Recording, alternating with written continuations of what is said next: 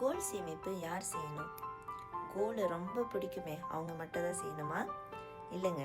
Gold சேமிப்பு எதுக்காக நம்ம செய்யணும்னாக்கா, பேசிக் விஷயம் நீங்கள் புரிஞ்சுக்கணும்.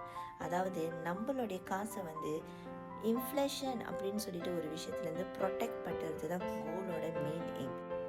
லாங் டேர்மில் காசோட வேல்யூ இன்ஃப்ளேஷனால் குறைஞ்சிக்கிட்டே போகும். நீங்கள் யோசிச்சு பாருங்கள், 10 வருஷம் முன்னுக்குள்ள 100 வெள்ளிக்கும் இப்போ உள்ள 100 வெள்ளிக்கும் வேல்யூ ரொம்ப வித்தியாசம். ஆனால் கோல்டோட வேல்யூ மட்டும் பார்த்தீங்கன்னா ஏறிக்கிட்டே தான் போகுது. 10 வருஷத்துக்கு முன்னுக்கு நீங்கள் 100 வெள்ளிக்கு 3 கிராம் கோல்டு வாங்கலாம். அதே 5 வருஷத்துக்கு முன்னுக்கு 100 வெள்ளிக்கு 1 கிராம் கோல்டு வாங்கலாம். இன்றைக்கி பார்த்தீங்கன்னா 100 வெள்ளிக்கு 0.2 கிராம் கோல்டு மட்டும்தான் வாங்க முடியும்.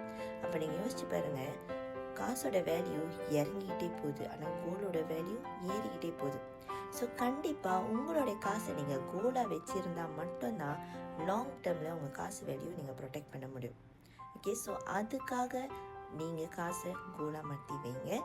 இதை பற்றி உங்களுக்கு மேலும் டீட்டெயில்ஸ் தெரியணுமா? மினிமம் 100 ரிங்கிட்லேயே உங்கள் கோல்டு சேமிப்பு ஆரம்பிக்கலாம். பயோவில் லிங்க் இருக்குது, லிங்க்கை கிளிக் பண்ணிட்டு எங்களுக்கு புலரம் பண்ணுங்கள்.